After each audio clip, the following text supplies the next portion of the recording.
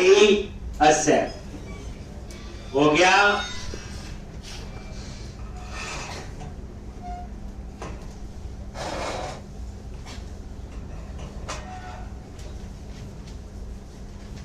एक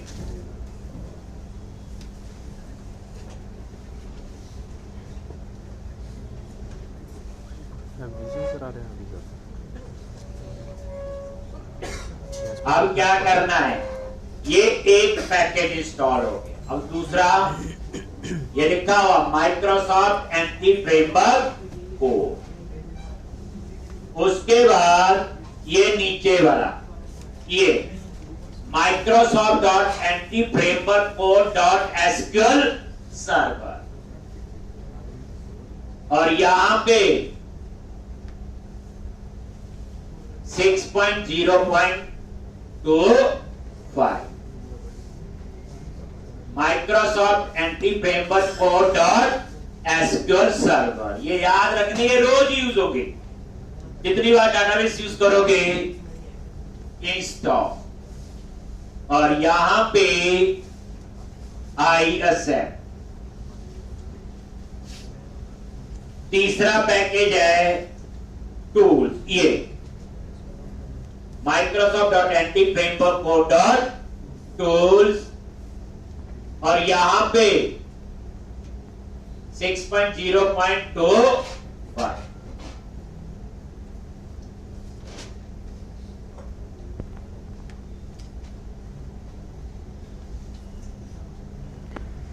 और I accept.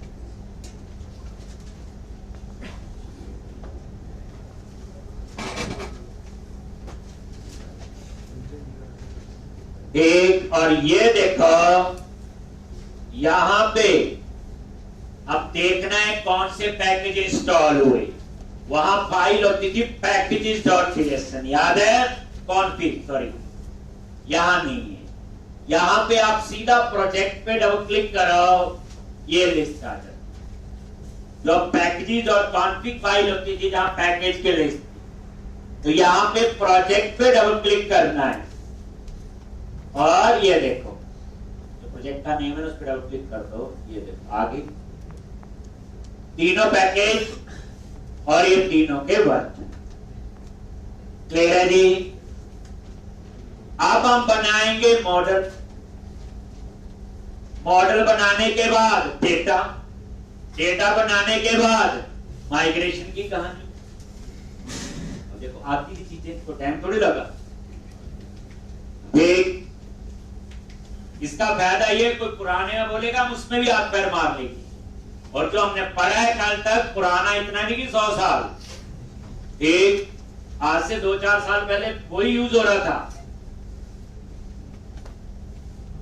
सारे नए प्रोजेक्ट की थोड़े बनते, पुरानों में भी चेंजेस आती हैं। अब आप लोग हो गया जी। अब आप क्या करो, प्रोजेक्ट पे राइट क्लिक करो, ऐड। ये एमपीसी नहीं है, याद रखना, ये सिंगल पेज एप्लीकेशन है। ये मॉडल्स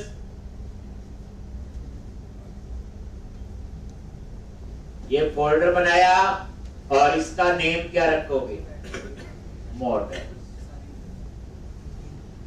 एक अब इस फोल्डर के अंदर एक बुक की इंफॉर्मेशन का प्रोजेक्ट बनाना है। कौन सा प्रोजेक्ट बनाना है मैंने, बुक की इंफॉर्मेशन का।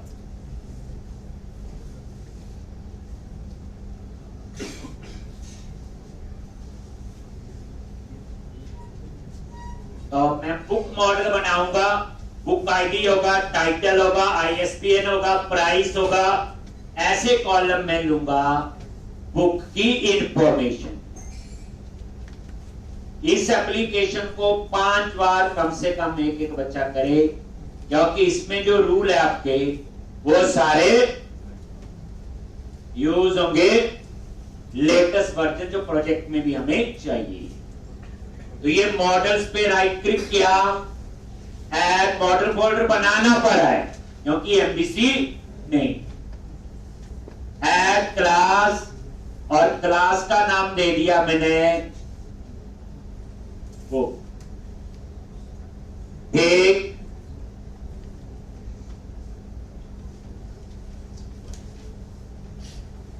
आ गया। और इसमें क्या क्या कॉलम लेने हैं, तो बुक आईडी तो होगा ही, data type integer, auto generate. फिर बुक का टाइटल होगा,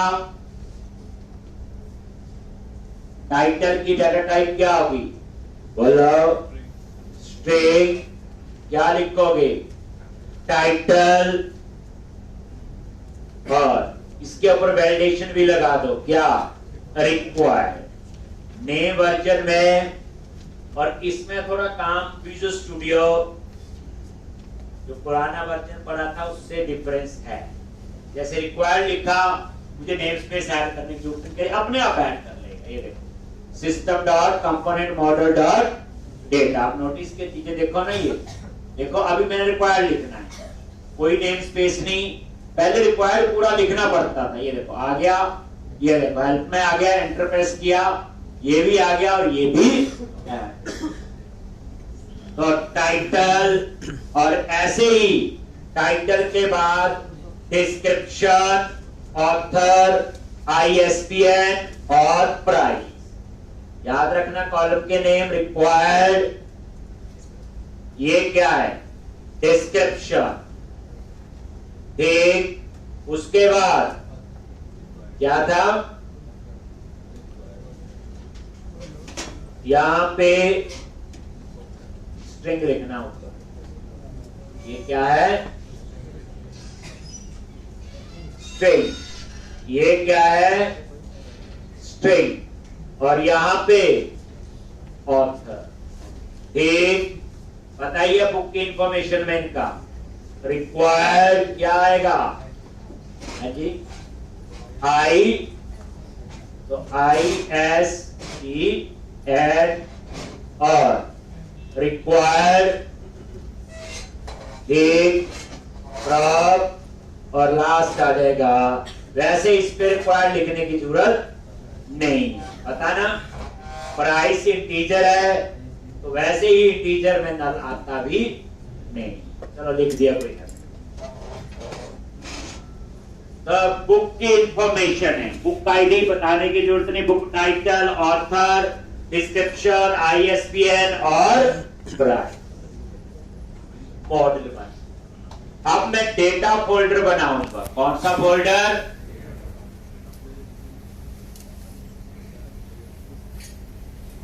वहां पे एप्लीकेशन DB कॉन्टेक्ट।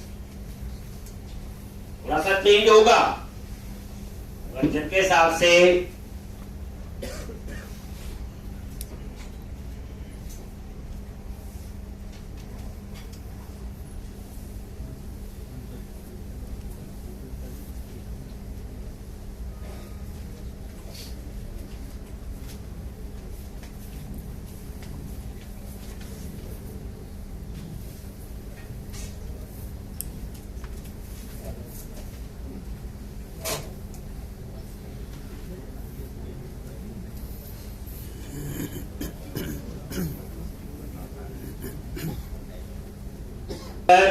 और उसमें एप्लीकेशन DB कॉन्टेक्ट।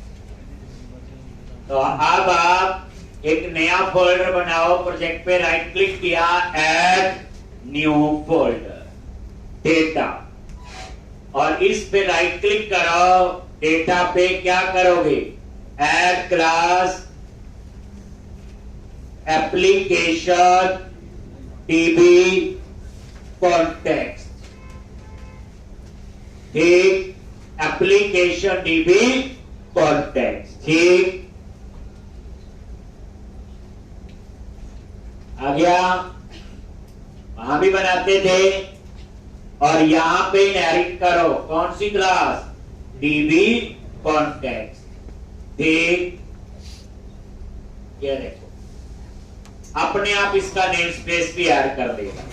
ये देखो, नहीं तो उसमें आपको याद होगा क्लास तो यही थी, इनहेरिट, और उसके बाद क्या बनाओ, इसका कंस्ट्रक्टर। वहां थोड़ा सा अलग था, यहाँ पे बेस क्लास के कंस्ट्रक्टर में कनेक्शन स्ट्रिंग पास करते थे, बट इसमें ऐसा नहीं। यहां आपको क्या लिखना पड़ेगा, इसके अंदर DB कॉन्टेक्स्ट ऑप्शन, और इसके अंदर आप पास करोगे एप्लीकेशन डीबी कॉन्टेक्स्ट और ये ऑप्शन, और यही ऑप्शन आप पास कर दोगे बेस, इस बेस क्लास के कंस्ट्रक्टर के।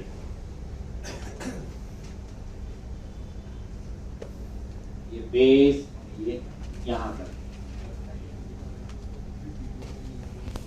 बेस क्लास कौन सी है? डीबी कॉन्टेक्स्ट, और बेस पे चाहे F12 प्रेस करो, देखो कहां जाएगा।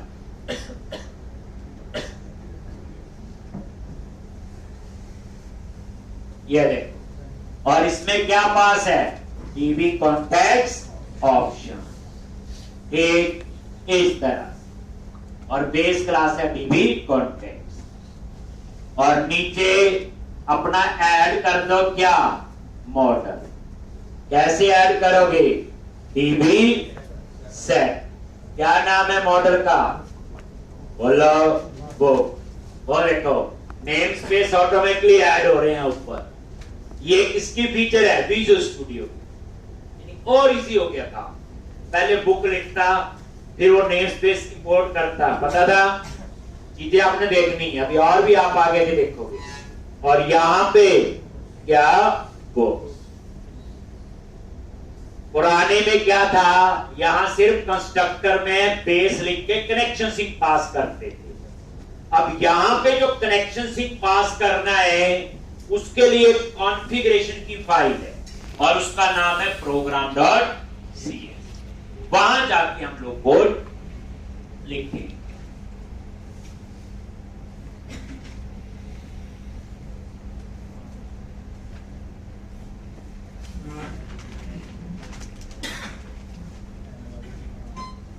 एक बार पढ़ रहे, सिंटैक्स रूल फॉलो कर लो, काम तो पता ही है। कोड फर्स्ट से डाटाबेस बनाना। डाटाबेस का नाम कहां लिखा हुआ? App setting dot JS. और यहां पे एक, वहां पर कंटिन्यू लिखते थे, वहां एक पैकेज था, यहां 3 पैकेज थे। यहां पे एप्लीकेशन डीबी कॉन्टेक्स्ट में थोड़ा अलग सिंटैक्स है। अब क्या करना आपने? बोलो बोलो।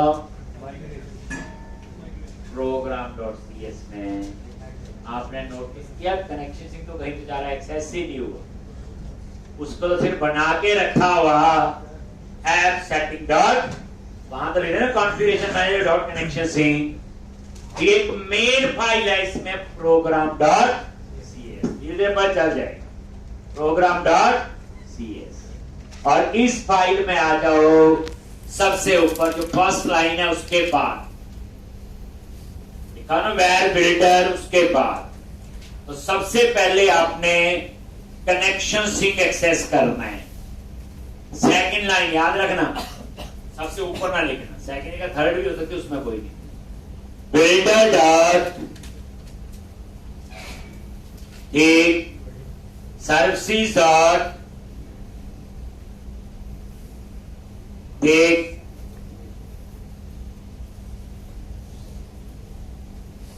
Configuration dot builder dot services dot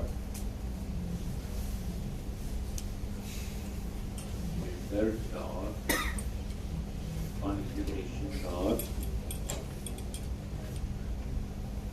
get connection string ऐसे ऑन ऐसे। तो ये लाइन क्या कर रही? कनेक्शन सिंक गेट कर रही, कहां से? App setting dot JS. Builder जो ऊपर वेरिएबल लिया हुआ डॉट कॉन्फ़िगरेशन। उसके बाद कनेक्शन सिंक एक्सेस हो गया। अब इसको ऐड करो, builder dot services dot add DB context, और यहां पे एप्लीकेशन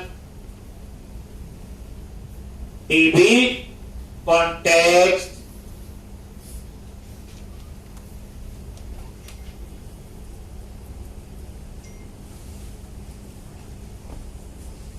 एप्लीकेशन डीबी कॉन्टेक्स्ट और यहां पे लिख लिया options goes to operator option dot use SQL server और ये कनेक्शन सिंक जो ऊपर है सीएस में उसको हमने एक्सेस। तो इसमें थोड़ा से स्टेप्स आपका ऐड हो, जैसे लिखते थे configuration manager dot connection sync, ये वही लाइन समझ लो आप यहां लिखो। तो कोड कहां लिखा, प्रोग्राम डॉट सीएस। अब उसके बाद हम करते थे माइग्रेशन, पर पुराने में हमें इनेबल माइग्रेशन करनी पड़ती थी, यहां उसकी जरूरत नहीं है। जब आप ऐड माइग्रेशन करोगे वो ऑटोमेटिकली चेक कर लेगा इनेबल नहीं है तो इनेबल कर दे, इसलिए आपका वो स्टेप खत्म। यही तो देखना है। देख तो अब हम फिर वही, तो आपको ये पता चल गया ASP.NET कोर के अंदर जो आपने बनाया था ASP.NET में वही सेम आपका कोड बस यहां भी काम कर। आपको मैंने बताया था जो कोड फर्स्ट अप्रोच है वो MVC की नहीं है, याद करो। ये MVC नहीं है, ये सिंपल ASP.NET कोर में वेब एप्लीकेशन बन रही, कोई MVC नहीं है। तो इसमें एंटिटी फ्रेमवर्क यूज हो रहा है और उसकी कोड फर्स्ट अप्रोच।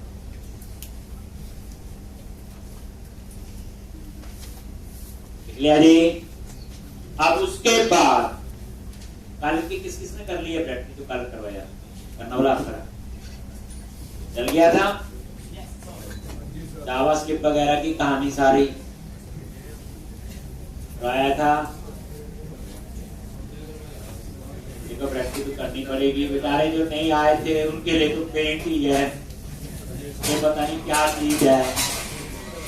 और जो नहीं आए थे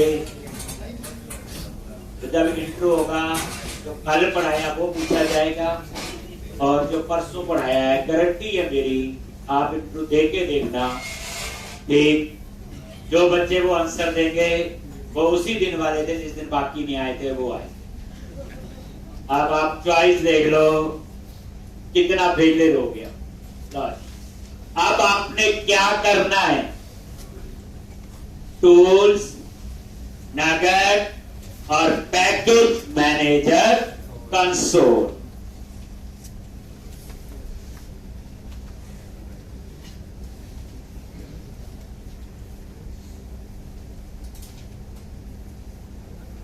एक, और यहां पे आगे ऐड हाइपर, देखो माइग्रेशन सीधी कमांड वही, इनेबल माइग्रेशन की जरूरत नहीं है, पुराने वर्जन में जरूरत। ऐड हाइफन माइग्रेशन और पहला नाम पता ही हम क्या रखते हैं, इनिशियल लोड। ये क्या करेगा, डाटाबेस के बनाएगा और मॉडल भी बनाए। तो add hyphen migration, enable hyphen migration की जरूरत हमें नहीं। फिर फेल आ गया। अब ये देखो कहां पे गलती है,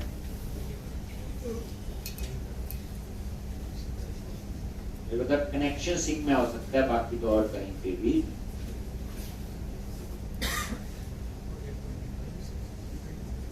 एक ही प्रोजेक्ट है सारा, तो एक बार कनेक्शन सिंक चेक करने दो।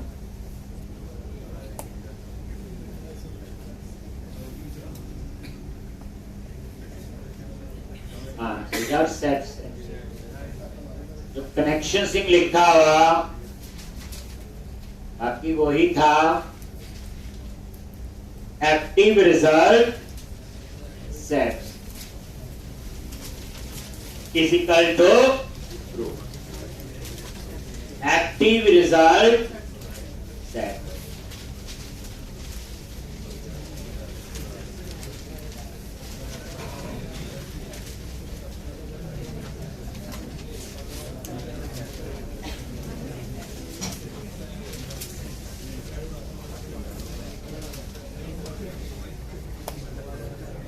ठीक, अब यहां पे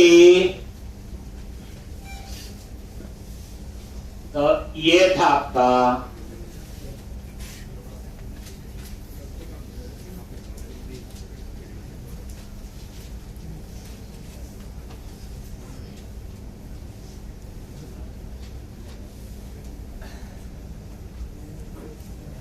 तो अब आप इसी को दोबारा से टूल्स, नगर, पैकेज मैनेजर, कंसोल और वही लाइन दोबारा से ऐड आइकन माइग्रेशन और इनिट लो, बिल्ड सक्सीडेड।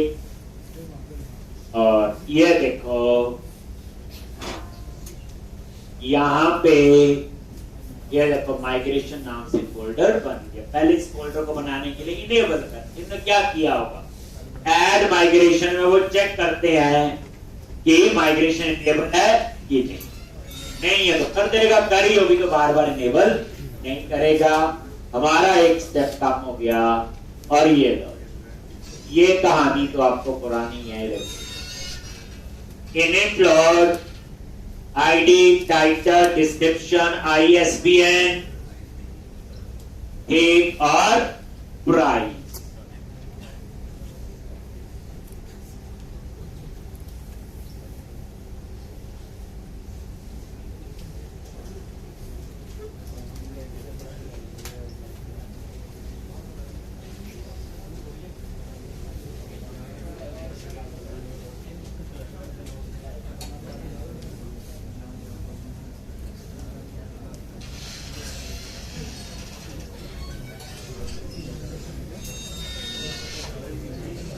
ले रहा है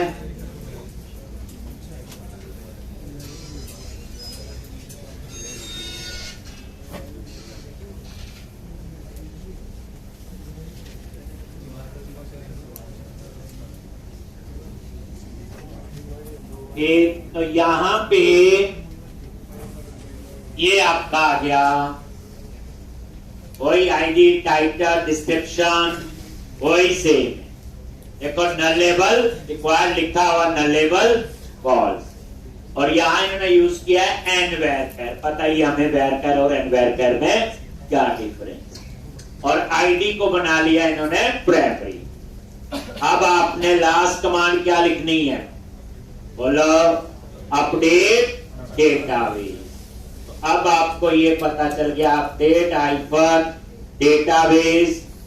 अब कोई बोले ASP.NET कोर के अंदर कोड फर्स्ट से डाटाबेस बनाना है, ये स्टेप्स है जो आपको फॉलो करने पड़ेंगे। एक, और अब ये डाटाबेस आपका बन चुका है। एक,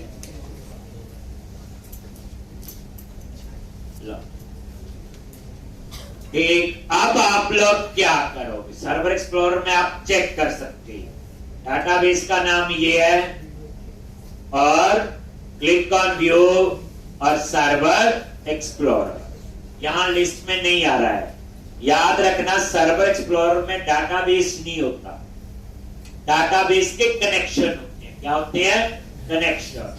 अगर आप राइट क्लिक करके कोई कनेक्शन रिमूव भी कर दो, ठीक, तो डाटाबेस डिलीट नहीं हुआ।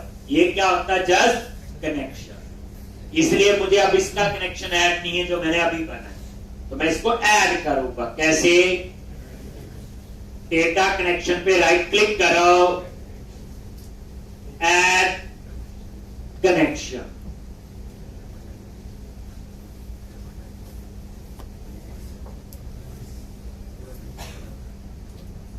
और यहां सर्वर का नेम डाटाबेस, तो टैब स्लैश क्या था, SQL एक्सप्रेस, वही है सर्वर का नेम।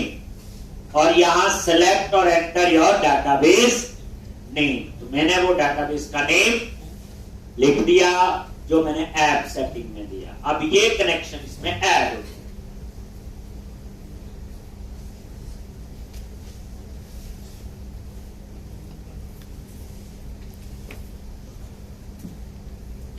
और ओके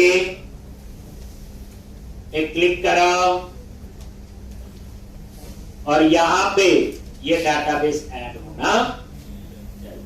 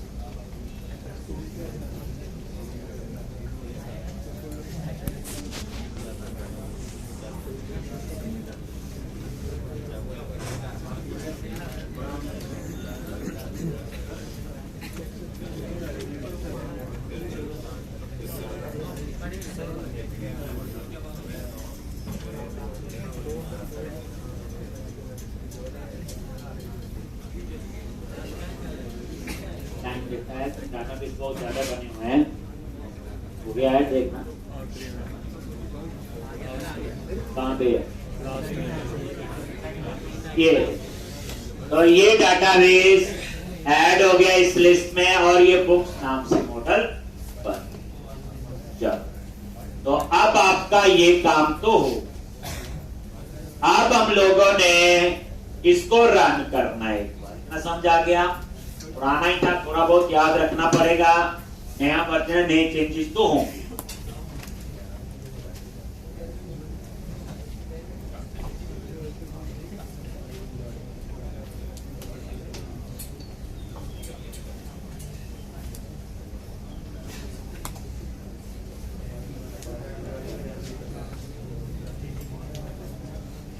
और ये देखो ऐसा आ गया जैसे उसमें भी आता था एमपीसी में। ये वही नेविगेशन बार, वही होम प्राइवेसी, ये सारी कहानी आ रही। अब ये कहां से आ रही हम वो भी देख लेते हैं। तो यहां पे पेजेस में जाओ और उसके अंदर है एक शेयर नाम का फोल्डर है और शेयर के अंदर है लेआउट। आ गया। तो वहां पे क्या था, व्यूज के अंदर शेयर, यहां पे क्या था, पेजेस के अंदर शेयर, कहानी वही। अब यहां पे वैलिडेशन के लिए पार्शियल व्यू बना हुआ। शेयर के अंदर देखो पार्शियल व्यू जो मैंने भी पढ़ाई थी, ये आपके पार्शियल व्यू। यहां पे बंडलिंग का कंसेप्ट नहीं पढ़ा था, ये पार्शियल व्यू है। इसमें वैलिडेशन वाली फाइल के पास ये कहां पे है मैं दिखाता हूं, ठीक। उसके बाद यहां पे शेयर के बाद एक फाइल है व्यू स्टार्ट, पता है व्यू स्टार्ट में क्या होगा, लेआउट फाइल का पाथ। ये पुरानी है व्यू स्टार्ट, उसमें पाथ होता है लेआउट का। एक नई फाइल है जो उसमें नहीं होती थी, दैट इज व्यू इंपोर्ट। और याद रखना जो हम इससे पहले यूज करते थे उसमें HTML हेल्पर यूज होते थे, @html.action कैसे लिखते थे। इसमें टैग हेल्पर यूज होती है। क्या यूज होती है, टैग हेल्पर। ये देखो व्यू इंपोर्ट जो फाइल है उसके अंदर लिखे हुए हैं टैग हेल्पर की डिटेल। तो एक चीज नहीं पता चल गई कि ASP.NET और ASP.NET Core में वहां क्या होते थे, HTML हेल्पर, यहां क्या होते हैं आपके टैग हेल्पर, ठीक। तो व्यू इंपोर्ट वाली फाइल में टैग हेल्पर की डिटेल हो, ठीक। और शेयर के अंदर लेआउट, ये तो पता। अब उसके बाद एक बार हम सारी फाइल कितनी समझ सकते हैं, एक बार नजर मारते हैं एक एक करके शुरू से। देखो, एक www रूट, ये आप समझो www रूट के अंदर सारी की सारी स्टैटिक फाइल्स होंगी। स्टैटिक फाइल्स कहां होंगी? सारी www रूट में। जैसे एमबीसी में आप देखते थे, स्क्रिप्ट फोल्डर अलग होता था, कंटेंट फोल्डर अलग होता था, फॉन्ट्स फोल्डर अलग होता था, उतने अलग अलग पड़े होते थे बाहर। इन्होंने क्या बोला, जितनी भी स्टैटिक फाइल है वो सारी www रूट के अंदर हो। और ये देखो यहां पे CSS नाम से फोल्डर बना हुआ, इसमें एक फाइल है site.css। कल को हम कोई अपनी CSS बनाएंगे, हम यहां रख सकते हैं।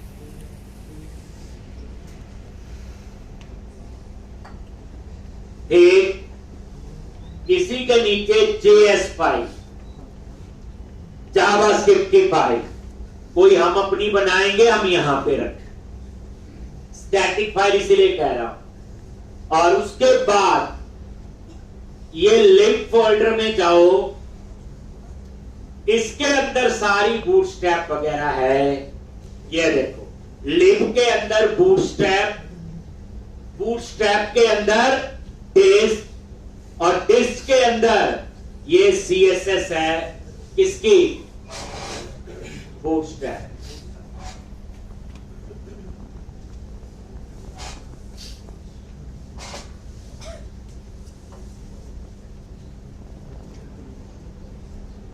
और ये JS फाइल है, कौन सी है? जावास्क्रिप्ट।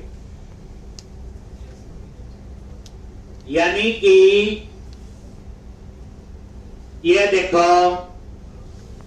www रूट, पहले समझो सारी स्टैटिक फाइल इसमें होगी। आप इससे पहले अगर देखना चाहते हो तो पेजेस में गए, शेयर में गए, लेआउट, ये एक पुराना, और वहां पे बंडल होते थे, यहां बंडलिंग नहीं।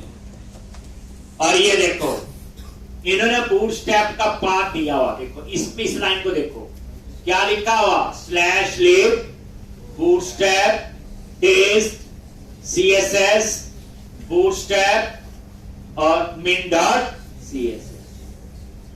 ये देखो एक बूटस्ट्रैप कहां है? CSS के अंदर है, site.css।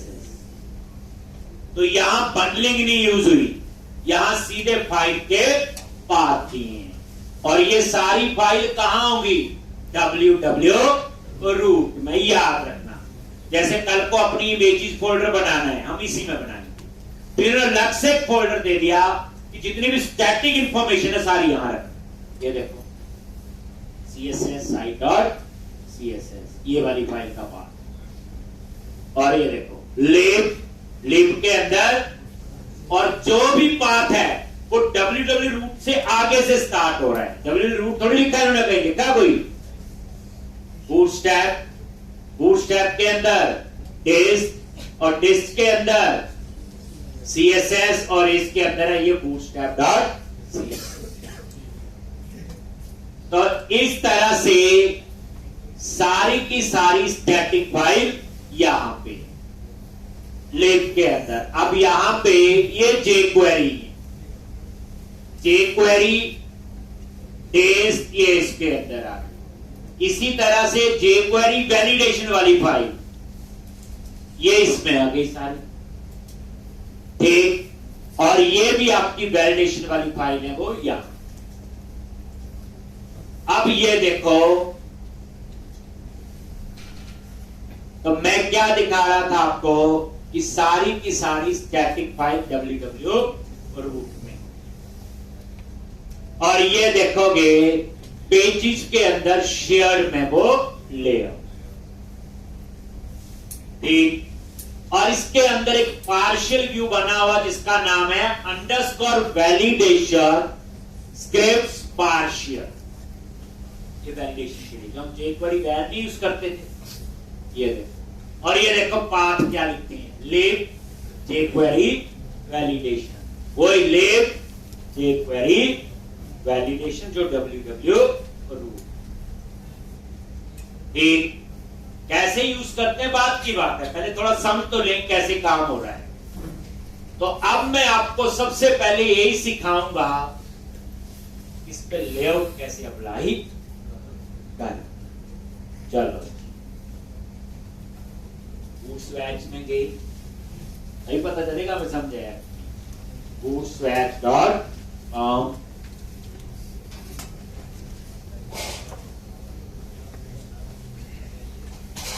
और यहां पे वर्जन 4 ही यूज करेंगे, उसमें 3 करते थे, ये लेटर चल जाएगा। तो वर्जन 4 चूज किया और कोई भी थीम आप यहां से सेलेक्ट करें। ठीक, थीम के नाम वही हैं बट थोड़े बहुत अंदर चेंजेज होंगे, क्लासेस वही है, टेक्स्ट प्राइमरी वगैरह। मैंने यहां चूज कर लिया, मान लो लिव, कोई भी चूज आ गया जी। और यहां पे ये है इसकी bootstrap.cs, सेम ऐसे था,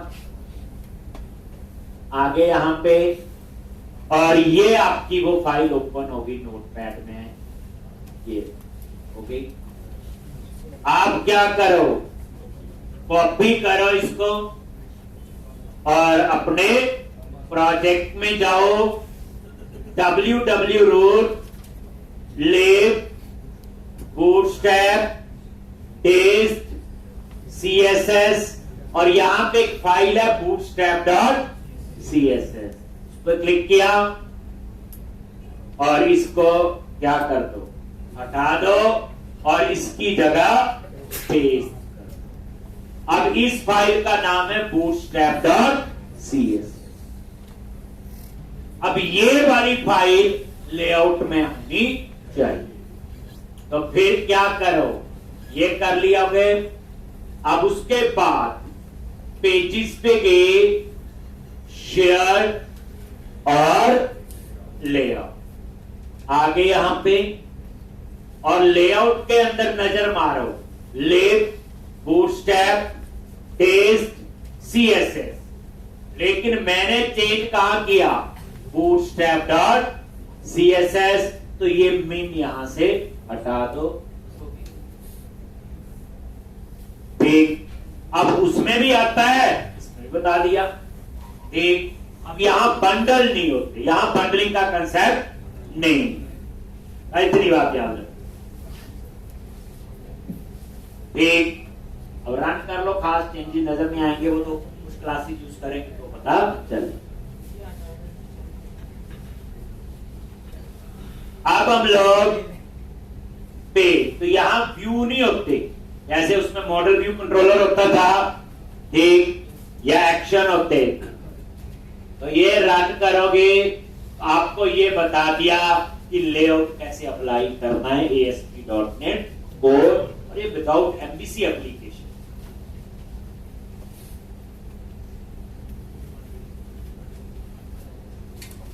एक थोड़ा बहुत ये फॉन्ट वगैरह चेंज होते हैं, बच्चे कलर कूलर नहीं चेंज हुआ होगा, ठीक, जैसा थीम होगा वैसे ही हो जाएगा। चलो, अब हम लोगों ने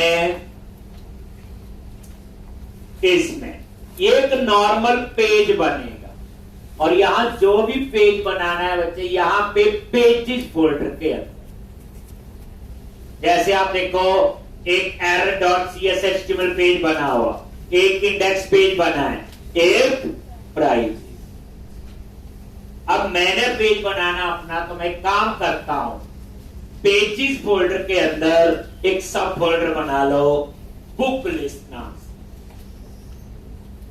पेजेस पे गए, यहां व्यू पेजेस में ही बनते हैं, राइट क्लिक किया, ऐड न्यू फोल्डर, और फोल्डर का नाम दे दिया बुक लिस्ट।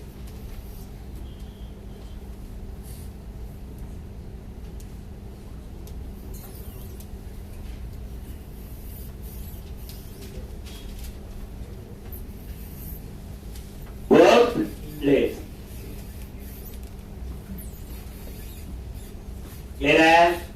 अब इस बुक लिस्ट के अंदर पहले समझो, यहां एक्शन व्यू नहीं, ये सिंगल पेज एप्लीकेशन, जैसे सिंपल ASP.NET में होता था, अलग अलग पेज बनता था, वही है।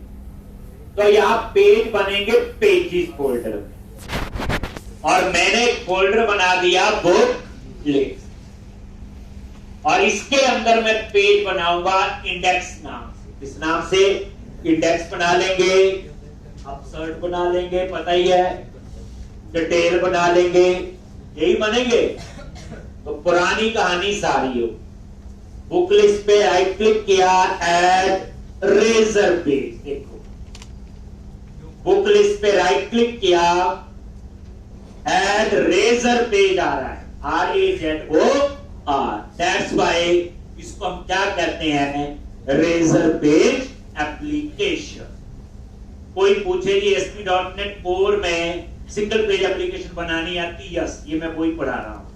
कोई बोले रेजर पेजेस के साथ काम करना आता, मैं वही सिखा रहा हूं। रेजर पेजेस ये देखो, और रेजर पेज एम्पटी, और ये ऐड,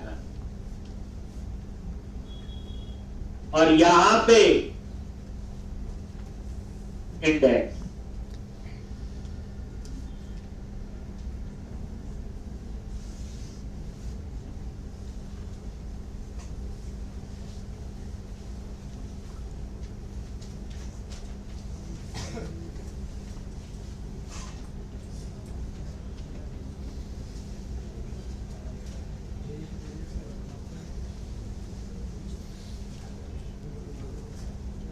एक, और ये इंडेक्स पेज आपका बन एक, और ये जो पेज बना यहां हम HTML लिखेंगे, और ये इसकी साथ में कोड फाइल होगी, वही CS फाइल, index.cs HTML.cs। इसमें कोई एक्शन नहीं होते, और ये इसकी HTML। अब यहां मैंने कुछ नहीं लिखा हो, एक, अब यहां पे वैसे मैं एक लाइन लिख देता हूं, HT वो प्लेस, और साथ में अप्लाई कर दो बूटस्ट्रैप बैक साइड पर एक। चलो इतना लिख, अब आप रन करो इस पेज को एक्सेस। वहां पर लिखते थे कंट्रोलर का नेम, एक्शन का नेम, यहां कैसे एक्सेस करो। तो ये आपकी HTML फाइल है, और इसके अंदर ये कोड फाइल, F7 शॉर्टकट की याद रख लो, F7 HTML में जाएगा, फिर F7 प्रेस करोगे कोड में। F7 की होती 22 वर्षा, HTML में तो कोड में तो HTML। एक, अब आप इसको एक बार वैसे रन करके देखते हैं, तो इसका पाथ लिखना पड़ेगा पेजेस फोल्डर तक, तो ये खुद पहुंच गया। जैसे ये देखो, ये जो URL आ रहा है अभी आपका, ये देखो ये आ रहा है, स्लैश होम पेज है। कौन सा पेज है ये, होम पेज, और जो कहां बना हुआ, पेजेस फोल्डर के अंदर। लेकिन मैंने तो बनाया बुक लिस्ट, तो मुझे URL में कैसे लिखना पड़ेगा, slash book list slash index, ऐसे। यहां कोई ये नहीं लिखना पड़ेगा, ये एक्शन, ये कंट्रोलर, ऐसा कोई कहानी नहीं। Simple path, book list slash index. Book list क्या है, फोल्डर। देखो पेजेस तक तो अपने आप पाथ आ जाते हैं। देखो अभी देखते हैं, ये आ गया ना, यहां लिखा slash book list slash index, enter press किया। ठीक, ये बेसिकली पेज का हमने पाथ देना। क्या देना, पेज का पाथ। तो इसलिए आप यहां पे क्या लिखोगे, फोल्डर का नाम बुक लिस्ट स्लैश, लेकिन पेजेस तक का पाथ खुद उठा लेगा, वो हमें बताने की जरूरत नहीं। दैट्स व्हाई जितने भी व्यू बनेंगे, जितने भी पेज बनेंगे, वो हमेशा कहां बनाने हैं? पेजेस फोल्डर के अंदर। आप अपने सब फोल्डर बनाओ, जो जैसे मैंने बनाया बुक लिस्ट, आप ऐसे बना सकते। ये एक तो ये आपका बन गया क्या? ये देखो पेजेस के अंदर बुक लिस्ट, और इसको एक्सेस करना है तो यूआरएल ये हो, आगे का तो अपने आप ही आ जाएगा। ठीक, और बुक लिस्ट स्लैश। अब हमने इसके ऊपर, अब मान लो मैंने इसका लिंक देना, चलो लेआउट में जाके पुराना करो ना, जैसे जो चीज आती है, देखो कितना फायदा होता है। अगर एक चीज पढ़ी हो, दूसरी में सिंटैक्स ही सीख लेना। मैं चाहता हूं प्राइवेसी के बाद यहां क्या है? Book list. इस पे क्लिक करें तो आ जाए वो पेज, नहीं तो मुझे यूआरएल में लिखना पड़ रहा है। तो क्या करोगे? एक लेआउट में जाएंगे, शेयर और लेआउट, और इन्होंने नीचे यहां लिखे हुए हैं, और ये आपके होते हैं अब टैग हेल्पर। ये सारे ASP-पेज, ये जो लिखते हैं that is tag helper. HTML.action link नहीं है। आप क्या करो, ये प्राइवेसी के बाद एक LI टैग लगाओ। क्या लगाओ? LI टैग होता है लिस्ट, बोलो शो नंबरिंग नहीं होती। UL टैग है, ये देखो अनसॉर्टेड लिस्ट, और उसके अंदर LI से क्या बनती है? लिस्ट। तो एक LI लगाया और एक नॉर्मल एंकर टैग, ठीक। और बूटस्ट्रैप की जो क्लास है वो आप यही अप्लाई करो जो ऊपर लिखी, ताकि देखने में वो एक जैसा लगे, डिजाइन एक जैसा लगना चाहिए। एरिया ये मैं अभी नहीं बताऊंगा, ये बाद में, इसको अभी एम्प्टी छोड़ दो, नाम ही लिखो तो भी चल जाए, इसलिए एरिया की बात लो जी रहने देते हैं, नहीं पता। हाँ, अब यहां पे पेज पे जाना है तो ASP-पेज, ये क्या है? ये एक टैग है, और यहां पे हम पेज का पाथ देंगे। लेकिन जब ये MVC बनेगा तो यहां आएगा ASP-एक्शन, ASP-कंट्रोलर, कंट्रोलर का नाम, एक्शन का नाम, ठीक। और यहां पाथ कैसे लिखना है? बोलो, स्लैश बुक लिस्ट,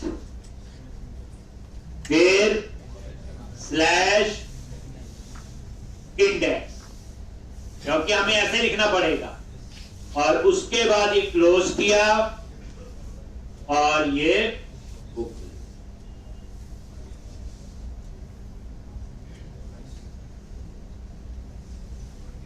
समझ आ गया?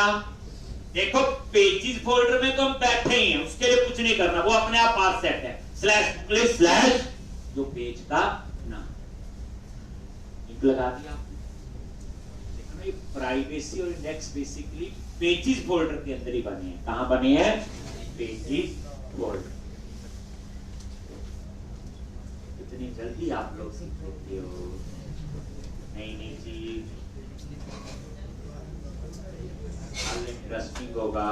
लिस्ट आ गया, ये चल रहा है अभी, ये इतनी बच्चे प्रैक्टिस करके आओ, कल हम इसमें आगे करेंगे। लेटेस्ट वर्जन है, यही यूज होगा।